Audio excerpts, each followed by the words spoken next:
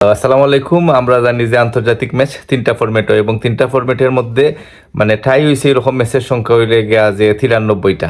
টেস্টও টাই হয়েছে মাত্র 2টা, ওয়ান ডে 47টা এবং টি-20 টাই হয়েছে 44টা। এই সবগুলা যোগ করে 93টা ম্যাচ টাই হয়েছে এবং সব থেকে বেশি টাই করছে ইন্ডিয়ায়।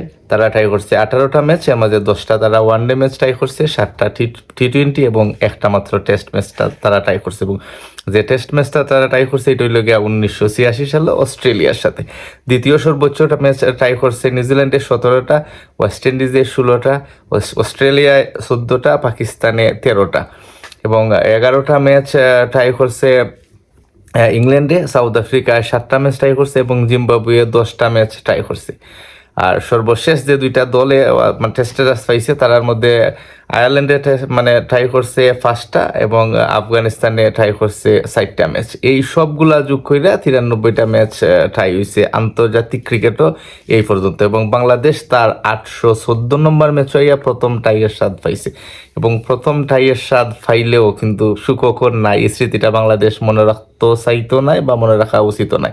প্রথম যখন আমরা 814 নম্বর ম্যাচ হইয়া ট্রাই করলাম, তো এই ম্যাচটা আমরা ওয়েস্ট ইন্ডিজের সাথে রিসেন্টলি আমরা হারিয়ে গেলাম এবং মানে আতের মুঠ থেকে মানে জয়টা আমরা সিনাইয়া নিল, তো এটা মনে না রাখাটাই বেটার।